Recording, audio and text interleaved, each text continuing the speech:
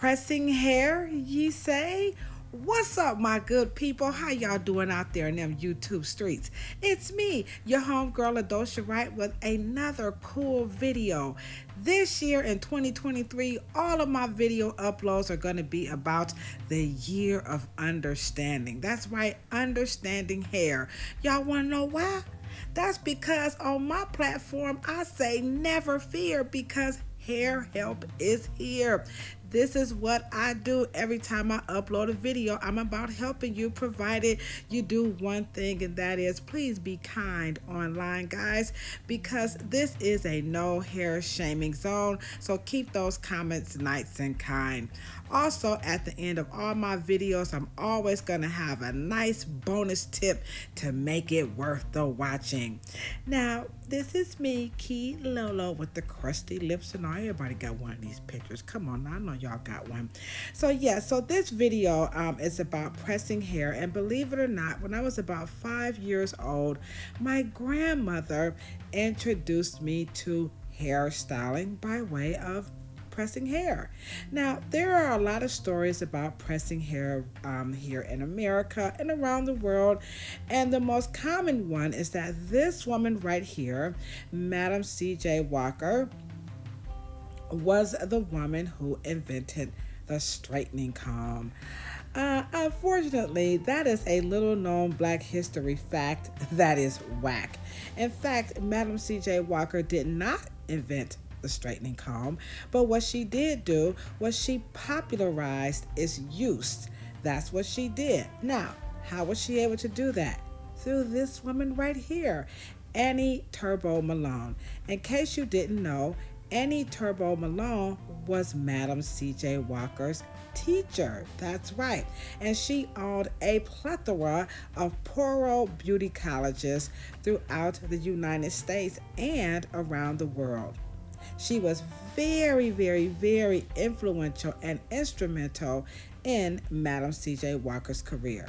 I know what you guys are saying. Oh, the plot thickens. That's right. But if you want to know more about Annie Turbo Malone, you can search right here on the YouTube platform, for there again is a plethora of information about Annie Turbo Malone. The pressing oils has so many formulations, but believe it or not, back in the day, those formulations were not so many, so they actually shared those pressing oil formulations. So who invented the straightening comb? A gentleman by the name of Walter Sammons. Now, I don't know if that's him in this picture, but you know what I'm saying, back in the day. So men and blacksmiths were inventing pressing combs a lot during those times. So here we are with pressing hair. So what I'm going to do is just kind of walk you through a little bit about how I was taught to press hair by my mom, Celie. May she rest in peace. So my mom, though she never really had much hair, she was really, really big on helping my sister and I understand the importance of taking care of our hair using Royal Crown. That's right, back in the day, Royal Crown was the whippity snap. Now, I know what you guys are thinking. Pressing curls, are people still doing those today? Is this really necessary? Well, believe it or not, pressing hair has never ever left the beauty salon industry.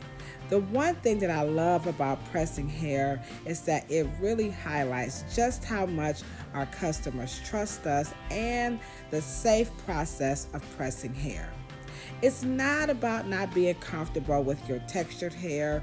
It's really all about expression and the versatility of what you can do with your textured hair. So I know a lot of people feel like when you alter your textured hair that somehow you're just not quite that proud of it. Well, actually, that ain't true, okay? Also, another wonderful thing that I love about pressing hair, and you guys gotta understand, is that this is a skill that takes a lot of dexterity. That's right. Back in the day, Listen, man, you really had to know how to use this pressing comb. There were many ways that they used to heat up the comb. I'm sorry. Well, there was one way that they used to heat up the comb, and that was primarily on the stove, a gas heated stove, and you heated the cast iron comb up, and then you meticulously took the comb and you began to press or straighten out the textures. Today is what I meant to say. There are a myriad of ways that you can heat up the comb. For example, you can heat them up on your stove via gas or electric. You can buy a little eye. You can also buy electric straightening combs, which I'm not a big fan of. But those are the various ways that you can heat up a pressing comb. So one of the other things that you have to understand about pressing hair is that you have to understand hair and its association with heat. Now, a lot of people really think that heat is bad for hair. I'm going to say it like Run DMC. That's a lie, okay? Yeah, it's a lie.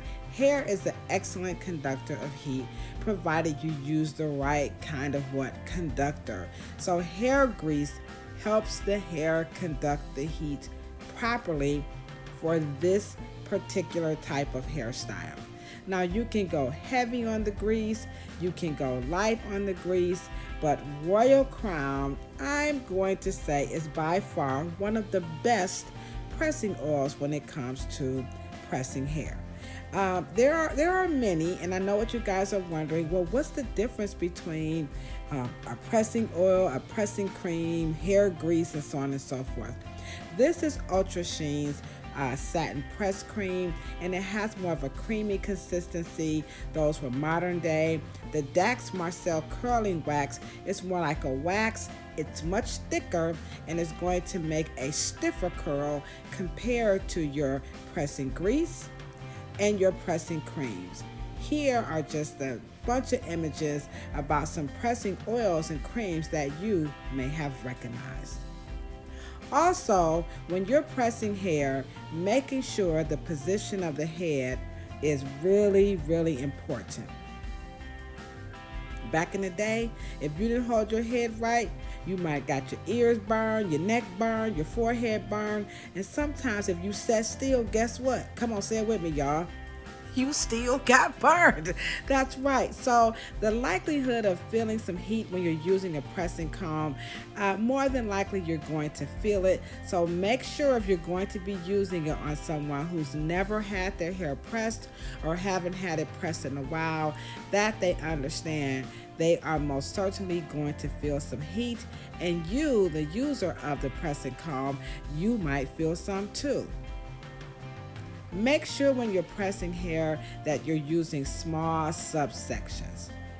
Feel free to apply some more hair grease, or as we say it nowadays, pomade, onto each subsection to ensure that the hair will conduct the heat properly. Also, you can test your straightening comb on a white napkin. Do not use tissue because it's going to collect the tissue paper. So use a napkin or a paper towel. If that piece of paper turns brown, then your pressing comb is too hot. Also, when you're pressing curl, do not use greases that are formulated for the scalp, okay? Those are not good with heat. Remember, you have to use one that is formulated to use with a straightening comb. Words like hairdressing are popularly associated with a product that's safe to press hair with. So all greases, all oils, they are not formulated to be used with heat, be it a straightening comb or a flat iron. Make sure you pull the hair away from the scalp. All textures vary. Black hair is not a monolith. All black people don't have the same hair. So please, when you're doing a press and curl, customize the service per what the fabric requires, not what the customer asks for, okay? So make sure you do that. Also, when I'm pressing hair, Everybody knows listening to music is just part of hairstyling. So if you're going to do some hair, get in the groove. This is a service that I love to do. I mean, I love it. It's so much fun. Also, when you're pressing around the hairline, make sure you're following the natural pattern that the hair grows in. You don't necessarily have to make sure the comb has a lower heat, but see how I'm meticulously following the direction that those individual fibers grow in. That makes it so much easier to style. And it also shows just how much you love and care about the person as well as their hair. So much emphasis are put on styling hair, people never really include the love, all right? And so that's why you always see me wearing something about love. Oops, y'all know I'm sorry. I'm sorry, y'all. I'm just, I be doing too much. Uh-oh. So, anywho, as I was saying, make sure you do what you do.